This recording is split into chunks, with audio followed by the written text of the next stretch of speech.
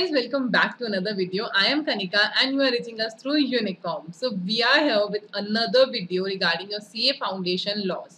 Okay so हम यहाँ बात करेंगे बिजनेस लॉ के रिवीजन टेस्ट पेपर यानी कि आरटीपीज की जो आपके मई अटेम्प्ट के लिए आईसीएआई ने रिलीज की थी. फाइन, बट यहाँ पे आपके पास में शायद थोड़ा इशू आएगा कि मैम अब एग्जाम पोस्टपोन हो गए हैं, अब हम ये सब क्यों देखें.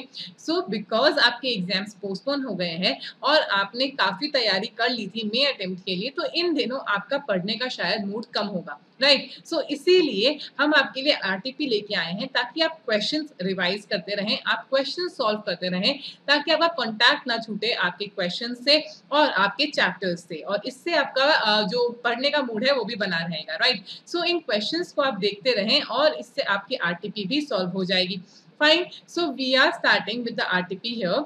इसके अलावा आपके पास में एक छोटी सी न्यूज और है. जैसे कि आप जानते हैं हमारे पास में बहुत सारे कोर्सेज नए लॉन्च किए गए हैं आपके इस एग्जाम पोस्टपोनमेंट के कारण. सो अगर आपको हमारे कोर्स जो कि आपके स्टॉक मार्केट से रिलेटेड है और आपके पब्लिक स्पीकिंग से भी रिलेटेड है और एक्सेल कोर्सेज हैं, यानी ऐसे कोर्सेज जो आपको मदद करेंगे आपके आगे के पूरे टेन्योर में, आपके इंटर के, आपके आर्टिकलशिप में, आपके जॉब में और हर तरह की फील्ड में, तो अगर आपके पास में अभी टाइम है और आप उसे यूटिलाइज करना चाहते हैं तो आप इन कोर्सेज के थ्रू अपना टाइम यूटिलाइज कर सकते हैं. इनके बारे में सारी डिटेल्स और साथ साथ में इनके बारे में आपको जो भी रजिस्ट्रेशन और पेमेंट डिटेल्स चाहिए वो सब डिटेल्स आपको मिलेगी यहाँ फ्लैश हो रहे नंबर पे.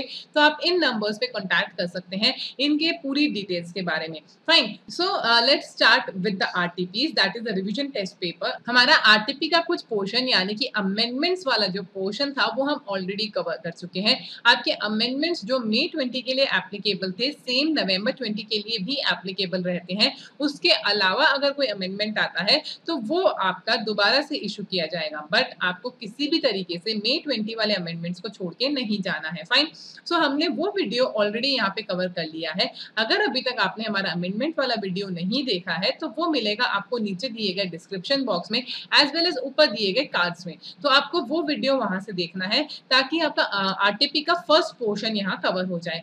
अब हम चलते हैं इसके सेकेंड पोर्शन की ओर जो कि है आपके क्वेश्चन एंड आंसर से रिलेटेड. तो आपका फर्स्ट सेक्शन जो आता है आपके business laws and business corresponding reporting के अंदर, वहां पे सेक्शन ए है आपके बिजनेस लॉ से रिलेटेड. बिजनेस लॉ में भी हमारे पास में चैप्टर वाइज क्वेश्चंस हैं. Fine, so we are going to see the questions जो कि आपके चैप्टर वाइज किस तरीके से दिए गए हैं और किस तरह के क्वेश्चंस आपके एग्जाम्स में आते हैं. ये एक तरीके से प्रैक्टिस क्वेश्चंस होते हैं कि आपको यहाँ पे हेल्प मिले कि आप किस तरीके से कॉन्सेप्ट को पढ़ें, समझें और वहां पे आपको लिखना होगा. Fine, clear. So we will move on with the Indian contract act. हमारा पहला एक्ट जो हम यहाँ पे स्टार्ट करेंगे वो होगा आपका Indian contract act. Indian contract act में फर्स्ट टाइप ऑफ क्वेश्चन जो आपको यहाँ देखने को मिल रहा है वो है टाइप ऑफ कॉन्ट्रैक्ट से रिलेटेड.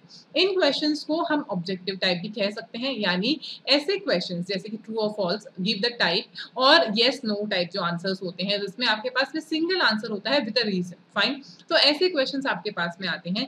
यहाँ आपके पास आंसर के साथ साथ में बहुत ही इंपॉर्टेंट है कि आप रीजन भी दें. अगर आप यहाँ रीजन नहीं देते हैं तो in spite of the fact कि आपका आंसर सही है आपको मार्क्स मिलने के चांसेस बिल्कुल रिड्यूस हो जाते हैं. Fine, so any time that you are writing this kind of answers you need to give the reason as well. Fine, so हमारे पास में क्या आता है.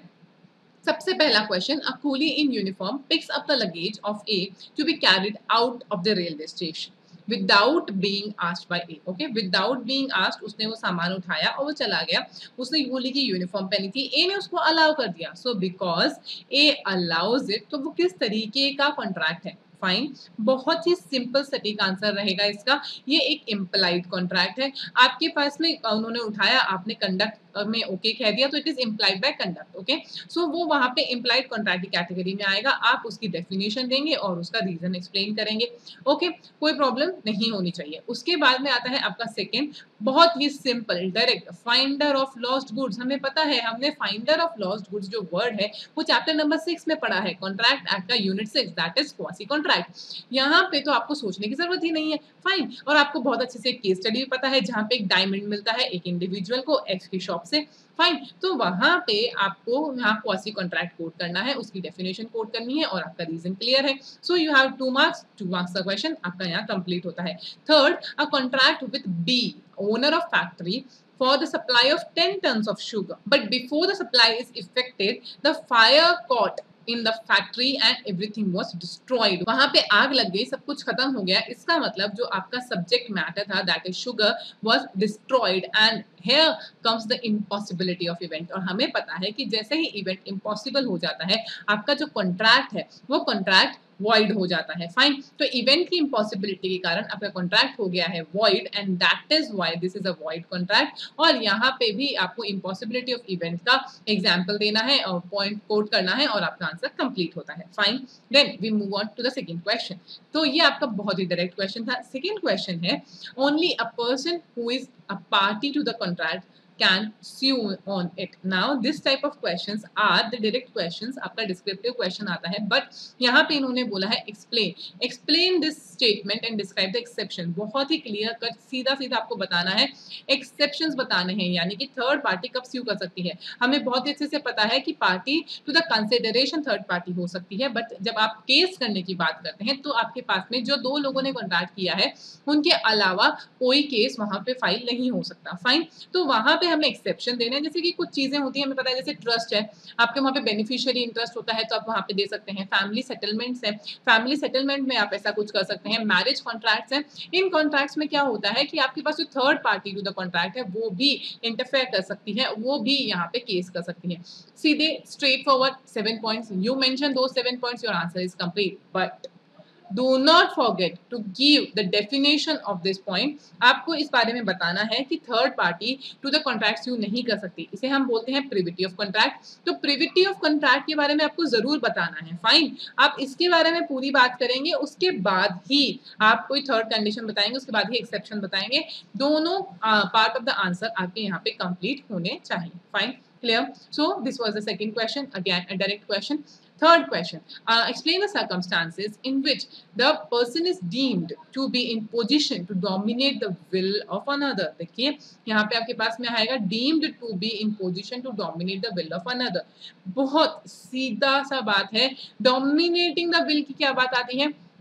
डोमिनेटिंग द विल की बात तब आती है जब हम अनड्यू इन्फ्लुएंस की बात कर रहे हैं. फाइन. सो अनड्यू इन्फ्लुएंस की बात में हम कहते हैं कि 4 कंडीशन होती है जहां पे आप विल को डोमिनेट कर सकते हैं. यानी कोई ऐसी रिलेशनशिप हो जैसे फादर डॉटर या फादर सन या टीचर स्टूडेंट या फिर डॉक्टर पेशेंट. तो इस तरह की रिलेशनशिप जो कि ट्रस्ट पे बेस्ड है, आपकी फिड्यूशियरी रिलेशनशिप या ब्लड रिलेशनशिप और other any other factors like you are not in a position to take a decision. Right. So उन सर्कमस्टांसेस के अंदर आप यहाँ पे पर्सन की विल को डोमिनेट कर सकते हैं.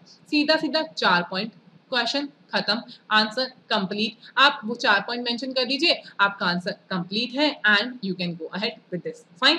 सो ये आपका हो गया क्वेश्चन नंबर 3. तो आपके तीनों ही क्वेश्चन आपके मॉड्यूल में से डायरेक्ट थे, बट छोटी सी बात ये आती है, आपको ध्यान रखना होगा कि कौन सा क्वेश्चन हमें यहाँ पे कोट करना है, कौन सा प्रोविजन हमें यहाँ पे बताना है. फाइन.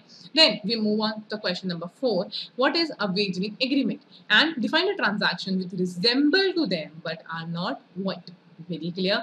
इससे सिंपल, इससे डायरेक्ट क्वेश्चन क्या होगा? उन्होंने आपको टॉपिक ही बता दिया. वेजरिंग एग्रीमेंट की डेफिनेशन देनी है जो कि आपके लिए मुश्किल नहीं है बिकॉज हमने याद करी है. Fine. So it is a very direct definition. Wagering agreement की हमने डेफिनेशन बता दी है कि सर जो भी हैपनिंग नॉन हैपनिंग के ऊपर कंटिजेंट होता है हम उन्हें वेजरिंग कहते हैं, और जो हैपनिंग नॉन हैपनिंग इवेंट है वो उसका मेन इवेंट है, कोलैटरल नहीं है. कोलैटरल होते ही तो वो अपना कंडीशनल में चला जाता है. फाइन. कंटिजेंट कॉन्ट्रैक्ट में चला जाता है. तो यहाँ पे हमने वेजरिंग कॉन्ट्रैक्ट की बात कर दी कि सर इस तरीके से हम वेजरिंग को डिफाइन करते हैं. और उसके अलावा ऐसे कौन से ट्रांजैक्शन है जो वॉइड नहीं होते, जो इंडिया में वैलिड कहे गए हैं. इंडिया में वैलिड कहे गए हैं आपके चिट फंड, आपकी शेयर मार्केट की जो ट्रेडिंग है. तो इस तरीके के कुछ ट्रांजैक्शंस हैं जो कहने को तो होने या ना होने पे, यानी कि हैपनिंग और नॉन हैपनिंग पे डिपेंड करते हैं, but still they are valid in India. Fine. So हमें वो 4-5 ट्रांजैक्शन की पॉइंट पता है, हमें चिट फंड पता है, शेयर होल्डिंग पता है. तो इस तरीके से हम 4-5 लाइन लिखेंगे. 4 पॉइंट्स क्लियर कट आपके पॉइंट्स मेंशन किए गए हैं. डेफिनेशन आपको देनी है, आपका आंसर कंप्लीट. फाइन. कोई एडिशनल यहाँ पे इन्होंने एक्स्ट्रा क्वेश्चन नहीं दिया है, direct from the book questions है. Clear? Then the next question we are having, question number 5.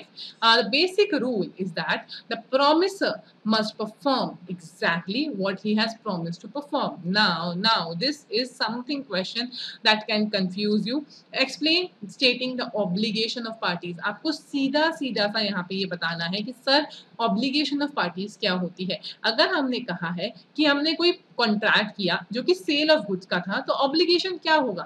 आपको सामान देना है और जिसने सामान खरीदा है उसे पेमेंट करना है। Fine, no issues. तो यहाँ पे हमारे पास में ऑब्लिगेशन क्या होगा पार्टीज का, कितना टाइम में हमें पेमेंट करना है, उन्हें हमें यहाँ मेंशन करना होता है। ओके, उसके अलावा एक और छोटा सा पॉइंट हम यहाँ पे बता सकते हैं कि आपकी जो ऑब्लिगेशन है अगर वो एक इंडिविजुअल के लिए है तो वो एक इंडिविजुअल लेके जाएगा, अदरवाइज जो उनके लीगल रिप्रेजेंटेटिव है उन्हें फुलफिल करनी पड़ेगी। फाइन, तो इस तरीके से हमने यहाँ पे बताया है। ऑब्लिगेशन ऑफ पार्टीज बताना है, बहुत ही सिंपल सी चीज हो जाएगी।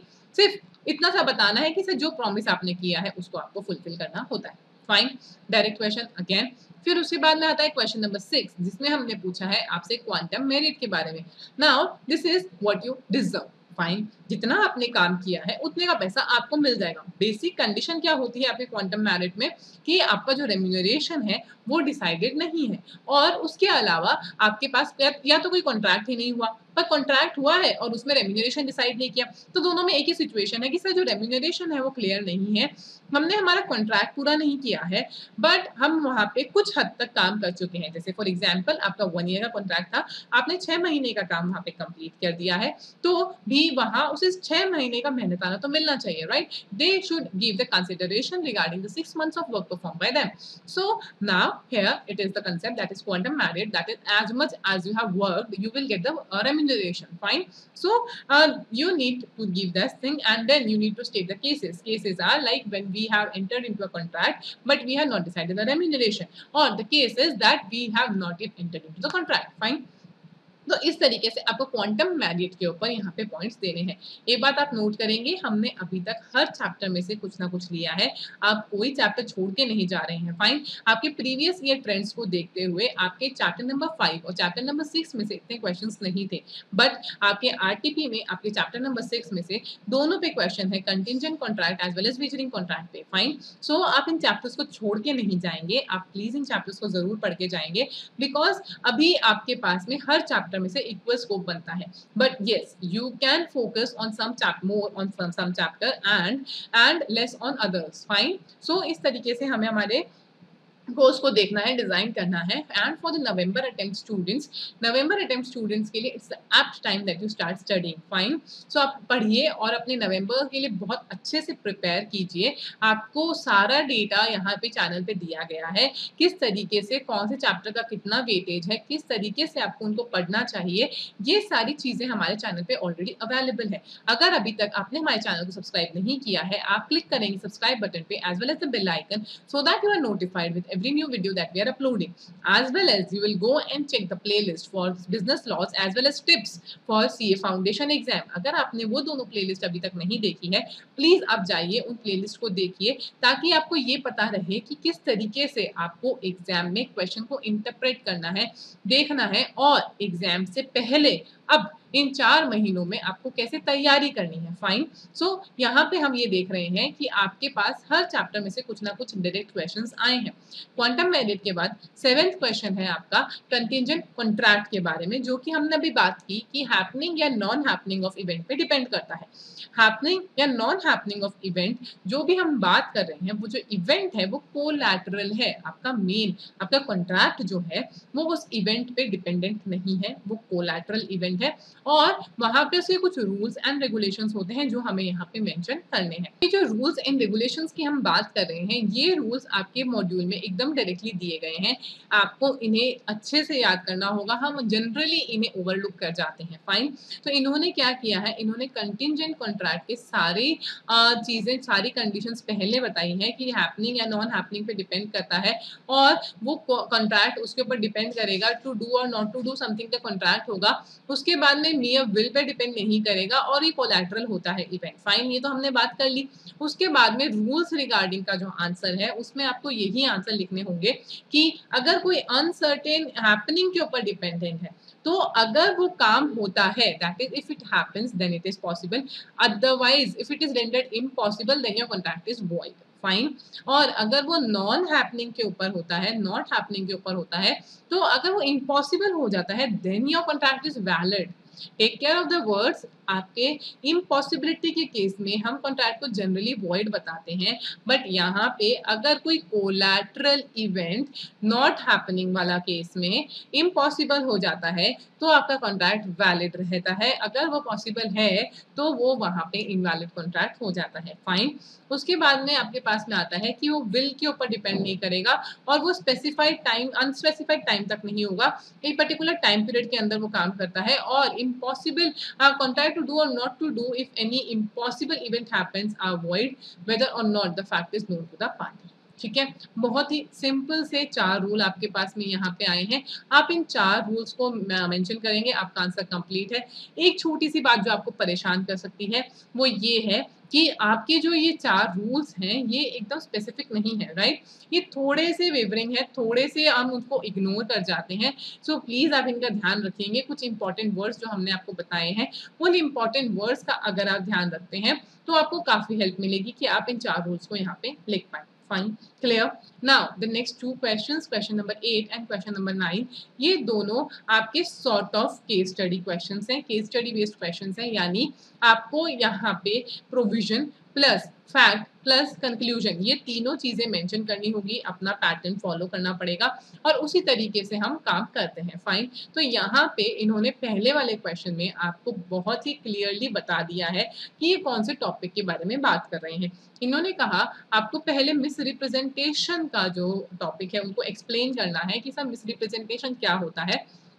उसके बाद इन्होंने एक केस दिया है कि एक इंडिविजुअल है सोहन एंड उन्होंने क्या किया है, सूरज को एक मोटरसाइकिल बेची है ये बोल के कि सर ये मोटरसाइकिल बहुत अच्छी है आप ले लीजिए। फाइन। बट एक्चुअल में क्या हुआ कि कुछ टाइम बाद में सूरज ने कहा कि नहीं सर ये तो चालू ही नहीं हो पा रही है। तो उन्होंने क्या कहा, Sohan propose to get it repaired and promise to pay 40% off the cost of repairs. They got it repaired और सोहन ने 40% ऑफ द चार्जेस का पेमेंट कर दिया। Fine. Then what happened? Soham, after a few days, the motorcycle did not work at all. वो बंद हो गई। अब now Suraj wants to rescind the contract. Now decide whether this contention is correct, whether Suraj can rescind the contract. So here the thing is कि because they accepted the cost of repairs, यहाँ पे उन्होंने 40% cost को accept कर लिया था, इसीलिए अब वो इस कॉन्ट्रैक्ट को रिस्काइंड नहीं कर सकते हैं। फाइन। और यहाँ पे मिसरिप्रेजेंटेशन के केस में हमारे पास जो 2 प्रोविजन आते हैं ये है कि फर्स्ट या तो आप डैमेजेस क्लेम कर लीजिए या फिर आप कॉन्ट्रैक्ट को रिस्काइंड कर दीजिए। Fine.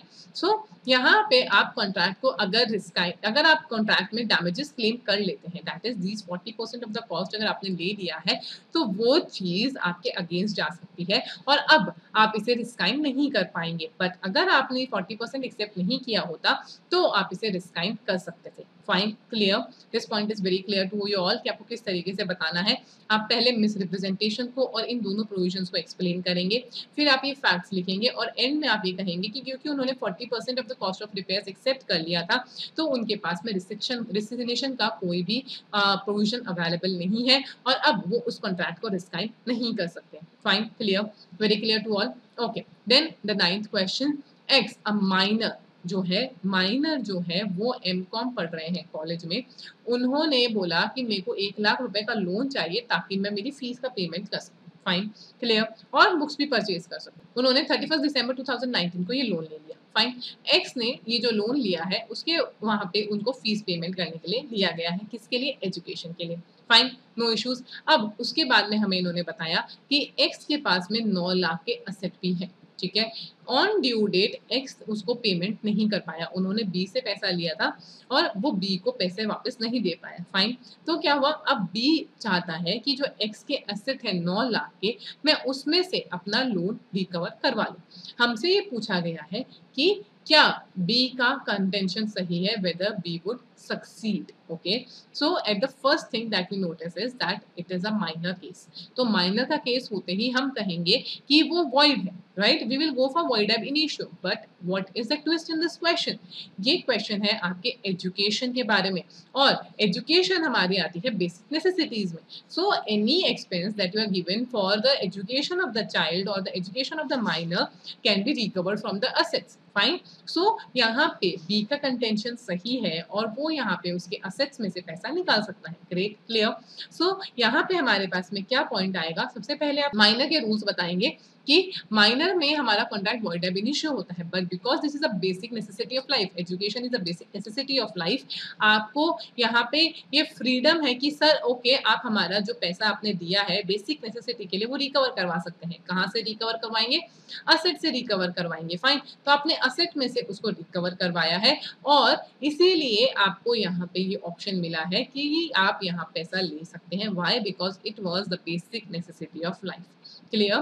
Clear? Everyone is clear about the Indian contract act questions? तो आपके इंडियन कॉन्ट्रैक्ट एक्ट के 9 क्वेश्चंस इस बार आरटीपी में दिए गए थे और वो क्वेश्चंस आपके यहाँ पे हमने कवर करवा लिए हैं. Fine. Fine. Then we move to Sales of Goods Act question. तो सेल्स ऑफ गुड्स एक्ट में भी आपके पास में बहुत ही डायरेक्ट क्वेश्चंस आ रहे हैं. 4 क्वेश्चन एकदम डायरेक्ट हैं, 2 केस स्टडी इन्होंने यहाँ पे दी है. तो पहला क्वेश्चन हमारे पास में आता है, that is question number 10, that is state briefly the essential element of contract of sale. Again very direct, very simple question. हमें पता है कॉन्ट्रैक्ट ऑफ सेल के क्या बेसिक कंडीशंस होती हैं, जैसे minimum 2 people, the contract should be there, movable property वहां पे होना चाहिए. तो इस तरीके से जो बेसिक एलिमेंट्स हैं वो हम यहाँ पे मेंशन करते हैं. फाइन. तो here we are having as the answer, आपके पास में 6 पॉइंट्स है, बहुत ही क्लियर 6 पॉइंट है, एकदम क्लियर साफ साफ बताया हुआ है. 2 पार्टीज है, सब्जेक्ट मैटर होना चाहिए, मनी में हम पैसा देंगे, ट्रांसफर ऑफ प्रॉपर्टी है, contract of sale absolute conditional कैसा भी हो सकता है. सो इस तरीके से हमें ये 6 पॉइंट देने हैं और आपका आंसर यहाँ पे कंप्लीट मान लिया जाता है. Fine. Clear? Then the 11th question, what is implied warranty and state the various types of implied warranties. इससे डायरेक्ट क्वेश्चन आपके पास में नहीं आएगा. हमें बहुत ही क्लियरली पता है implied warranties के हमारे पास में एकदम स्पेसिफिक पॉइंट्स हैं जिसमें हम कहते हैं कि फ्री फ्रॉम इनकम्बेंसेस होना चाहिए, अनडिस्टर्ब पोजेशन हमें उसका मिलेगा, और इस तरीके से हमारे पास में जो क्लियर कट 4 पॉइंट आते हैं हमें वो पॉइंट यहाँ पे देने हैं आपके implied warranty के अंदर. इसमें आपके पास में कोई भी एक्स्ट्रा फैक्टर्स नहीं है, एकदम direct from the book question है और इसका आंसर भी एकदम direct from the book as it is answer आपको मिल जाएगा. फाइन. तो यहाँ पे कोई इश्यूज नहीं आएंगे आपको और किसी भी तरीके से यहाँ पे कोई प्रॉब्लम नहीं आनी चाहिए. Okay. Then nemo dat quod non habet. What is this? This is Latin statement जिसका मतलब है नन कैन गिव और transfer goods what he does not himself own. यानी कि हमारे पास में अगर वो गुड्स नहीं है तो हम किसी और को ट्रांसफर कैसे करेंगे. फाइन. That's the thing. तो एक्सप्लेन द रूल. आपको सिंपल क्वेश्चन क्या पूछा गया है, आपको इस एक्सप्लेन करना है इस रूल को, और state the cases where this rule does not apply. ठीक है. तो कौन से एक्सेप्शन है? एक्सेप्शन हमें पता है, जैसे अगर आप एजेंट की बात करते हैं तो एजेंट एक एक्सेप्शन है. अगर वो आपका एजेंट है, भले ही वो गुड्स को होल्ड नहीं कर रहा है, but still they can sell out the goods at a better condition if they got hold of that goods legally. Fine. अगर आपकी परमिशन से उनके पास में गुड्स हैं तो वो उन्हें सेल कर सकता है बेटर टाइटल के साथ में. तो मर्केंटाइल एजेंट की हम बात कर सकते हैं, जॉइंट ओनर की हम बात कर सकते हैं. तो इस तरीके से हमारे पास में कुछ एक्सेप्शंस आते हैं, तो वो एक्सेप्शंस हमें यहाँ पे कोट करने हैं. Fine. Like here are some of the exceptions. हम इनका टाइटल देख लेते हैं कि किस तरीके से हमें यहाँ पे कोट करना है. आपने यहाँ पे बताना है इफेक्ट ऑफ एस्टॉपल आपके पास में रहता है कि अगर आपने एस्टॉपल से गुड्स लिए हैं तो आप वहाँ पे किस तरीके से डील करेंगे. उसके अलावा हमने बात करी आपके एजेंट की. मर्केंटाइल एजेंट को आप किस तरीके से लेंगे कि भाई उन्होंने लीगली गुड्स को लिया है तो आपका वहाँ पे वैलिड है, वो वहाँ पे ट्रांसफर अच्छा कर सकते हैं. और अगर आपने उन्हें ऑथराइज किया है तो वो किसी भी तरीके से करें, वहाँ पे उनको ऑथराइजेशन मिलता है. फाइन. देन जॉइंट ओनर वहाँ पे सेल आउट कर सकते हैं. उसके अलावा वॉइडेबल गुड्स के वॉइडेबल कॉन्ट्रैक्ट के कारण आपके पास में कुछ पोजेशन आया था गुड्स का, तो आप उन्हें सेल आउट कर सकते हैं. और उसके अलावा आपके पास में ऑलरेडी पोजेशन है, लीगल पोजेशन है, आपने चुराया नहीं है. ठीक है. तो आपने ऑलरेडी सोल्ड गुड्स का था बट आपके पास में लीगल पोजेशन है उनका और वहाँ पे वो कैंसिल होता हुआ लग रहा है, तो भी आप वहाँ पे सेल कर सकते हैं. जैसे आपके पास में एक आता है सेल बाय अनपेड सेलर. तो अनपेड सेलर के केस में भी हमें बहुत ही अच्छे से पता है कि अगर वो वहाँ से पैसा नहीं आ रहा है, आप उन गुड्स को बेच के पैसा ले सकते हैं. उसके अलावा एनी अदर प्रोविजन जैसे कि आपका रिसीवर है, लिक्विडेटर है, उसके अलावा फाइंडर ऑफ गुड्स है। तो इस तरह के जो केसेस हैं वहाँ पे बहुत ही सिंपल सोबर 7 पॉइंट्स हैं। 7 points, remember those points and right the answer है। बहुत डायरेक्ट क्वेश्चन है, बहुत ही डायरेक्ट आंसर है। 7 पॉइंट्स आएंगे, आपका ये आंसर कंप्लीट है। फाइन। तो इसी तरीके से हमें इसे देख के चलना है कि क्या हम उसे किस तरीके से हैंडल कर रहे हैं। 3 क्वेश्चन डायरेक्ट क्वेश्चन हमने देखे हैं। पॉइंट्स या आई एग्री बहुत सारे पॉइंट्स हैं, बट आपको उन्हें सीधा सीधा लिखना है, आपको याद करने पड़ेंगे। फाइन। तो ये आपके सेल्स ऑफ गुड्स के 3 क्वेश्चन खत्म होते हैं। फिर आता है right of buyer against the seller. तो buyer against the seller, again we have the same thing. आपके पास में सीधे सीधे 4 पॉइंट है, डायरेक्ट क्वेश्चन है। अगर बायर सेलर के अगेंस्ट, अगर सेलर का ब्रीच होता है तो आप क्या कर सकते हो, आप वहां पे डैमेजेस क्लेम कर सकते हो। अगर आपने कोई पेमेंट किया है वो पेमेंट वापस ले सकते हो। फाइन। अगर आपके पास में गुड्स ट्रांसफर हो गए हैं तो आप उन गुड्स को सेल आउट कर सकते हो, उन गुड्स की पोजेशन ले सकते हो। बहुत ही सिंपल आंसर रहेगा इस क्वेश्चन का भी। जैसे हमने कहा, आप डैमेजेस क्लेम कर सकते हो, आपके पास अगर डिलीवरी नहीं आई है, you can claim the damages. आप स्पेसिफिकली परफॉर्मेंस भी क्लेम कर सकते हो कि सर आपने कहा था आपको करके देना है तो आपको करके देना ही पड़ेगा। You don't have an option. Fine. You can go to court for that specific performance. अगर वहां पे वारंटी खराब की गई है तो आप वारंटी के लिए पैसा मांग सकते हो कि सर हमें ये सही करके दीजिए। फाइन। तो आप ये भी ऐसा कर सकते हो, रेप्यूटेट भी कर सकते हो उस कॉन्ट्रैक्ट को बिफोर द ड्यू डेट कि सर हमें ये कॉन्ट्रैक्ट फुलफिल ही नहीं करना, हमें हमारा पैसा वापस दे दो। पैसा अगर आपने दिया है, वो पैसा साथ-साथ में उस पे इंटरेस्ट भी आप क्लेम कर सकते हो कि सर हमें एक्स्ट्रा इंटरेस्ट चाहिए क्योंकि हमारा पैसा ब्लॉक था, हमारा लॉस ऑफ फंड हुआ है। इस तरीके से हम वहाँ पे उसे डील करते हैं। ठीक है? We are not discussing the entire concepts in detail because ये सारे कांसेप्ट्स, ये सारे लेक्चर्स हम हमारे चैनल पे ऑलरेडी अपलोड कर चुके हैं। आप हमारे चैनल को सर्फ करेंगे और वहाँ पे आपको मिलेगा बिज़नेस लॉ का प्लेलिस्ट। अगर आप वहाँ पे जाते हैं, बिज़नेस लॉ में आपको इंडियन कॉन्ट्रैक्ट एक्ट और सेल्स ऑफ गुड्स एक्ट के सारे पॉइंट्स वहाँ पे मिलेंगे। सारे चैप्टर्स वहाँ पे कंप्लीट कराए गए हैं। So if you are not following those lectures, you can go and check out those lectures so that you are updated and all the detailed discussions regarding these topics is completed there. Fine. तो आपको वो सारी चीज़ें यहाँ पे मिलेगी जिससे आपको काफ़ी मदद मिल सकती है कि आप किस तरीके से इसे कर रहे हैं। और साथ साथ में हमारे चैनल में एक लाइव क्लासेस भी आपको प्रोवाइड करवाई जा रही है फॉर नवंबर 20 अटेम्प्ट। तो आप उन लाइव क्लासेस को भी ज्वाइन कर सकते हैं ताकि आप हमसे डायरेक्टली बात कर पाएँ, आपके डाउट्स आप हमें बता पाएँ और हम उन्हें एकदम फेस टू फेस क्लासेस की तरह सॉल्व कर पाएँ। फाइन। सो आप हमसे इंटरैक्ट कर सकते हैं लाइव क्लासेस के लिए भी और नीचे दिए गए नंबर्स पे आप कॉन्टैक्ट कीजिए। तो इन नंबर्स पे अगर आप कॉन्टैक्ट करते हैं तो आपको उसकी सारी डिटेल्स मिलती है कि आप किस तरीके से यहाँ पे काम करेंगे। फाइन। तो ये आपके पास में 4 क्वेश्चन डायरेक्ट क्वेश्चंस हो गए सेल्स ऑफ गुड्स एक्ट के बारे में। Then we are moving to question number 14 and question number 15 जो कि दोनों ही केस स्टडी बेस्ड क्वेश्चन है। Fine. Then we have Mr. S agreed to purchase 100 bales of cotton from V. उन्होंने कहा कि मैं कॉटन परचेज करूंगा। अब क्या हुआ, उससे बस बहुत सारा बड़ा सारा स्टॉक था। तो मिस्टर एस ने एक इंडिविजुअल को वहां भेजा, उसने अपने आदमी को वहां भेजा कि सर आप डिलीवरी लेके आइए and they could pack only 60 bales of cotton. Okay. Later on, there was an accidental fire and the entire stock was destroyed. Now, including those 60 bales, जो 60 bales उन्होंने अलग करके रखी थी, वो भी वहाँ पे destroy हो गई थी. Okay. Referring to the provision, explain who will bear the loss to what extent. यानी कि हम यहाँ पे बात कर रहे हैं कि सर आपके कुछ गुड्स थे, बहुत सारे गुड्स में से कुछ गुड्स को हमने असरटेन कर दिया था और कुछ गुड्स जो थे वो अनअसरटेन्ड गुड्स थे। तो आपका लॉस कौन बियर करेगा? हमें बहुत ही अच्छे से पता है कि अगर गुड्स असरटेन्ड गुड्स होते हैं तो उन्हें हम बायर को ट्रांसफर्ड मान लेते हैं जब भी हमने ऐसा इंटेंशन किया है। फाइन। तो क्योंकि उन्होंने 60 बेल्स को अलग कर दिया था, उनकी ड्यूटी थी कि वो इन 60 बेल्स को ले जा सकते थे, नेक्स्ट डे आके 40 बेल्स को और प्रिपेयर करवा सकते थे। But what they did, they left that 60 bales there and as they were destroyed in the fire, the liability for those 60 bales would be that of the buyer rather than that of the seller. ठीक है? तो हमने कहा कि कौन loss bear करेगा। हमें बहुत ही सीधी सी बात इन्हें बतानी है कि सर देखिए असर्टेन गुड्स का ये प्रोविजन है, इनका ये केस का फैक्ट है। अब हम क्या करेंगे, हम इसे डिवाइड करेंगे कंक्लूजन में 2 पार्ट में कि जो 60 बेल थी, जो 60 बेल्स ऑफ कॉटन थी that would be borne by the buyer whereas that 40 bales of cottons जो आपके अभी तक ascertain नहीं किए गए थे, जो कि पूरा bulk में available था, that would be bought by the seller. Okay, so the loss would be in this ratio 60:40. 60 would be by the buyer and 40 would be by the seller, because this here the seller has no mistake, but here yes you could have ascertained that on that particular time only. Fine. So वो ascertained goods नहीं थे, वो transfer नहीं हुए हैं. That is a very simple question again, और इसी तरीके से आपको इसे आंसर लिखना है. Clear? Is this question clear to all? I hope yes. Your answer is yes. Okay. So keep continuing. We are having this last question in sales of goods act. Mr. Amit was shopping in a self-service supermarket. He picked up a bottle of cold drink from the shelf. उन्होंने cold drink की bottle ली shelf में से. वहाँ पे क्या हुआ, जब वो उनको चेक कर रहे थे, when he was examining the bottle, it exploded in his hand and injured him. Then he files a suit for damages against the owner of the market on the ground of breach of condition.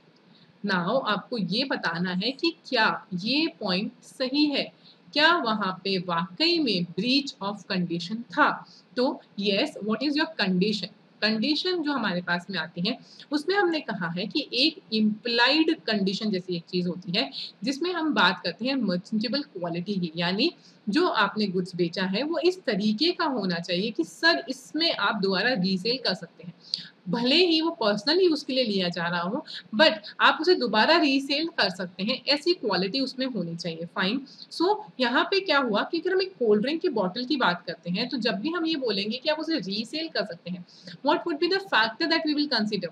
हम इस बात को notice करेंगे कि sir वो sealed है. Fine. अगर वो ओपन होगी तो हम उसे एक्सेप्ट ही नहीं करेंगे. Why? Because that bottle should be sealed.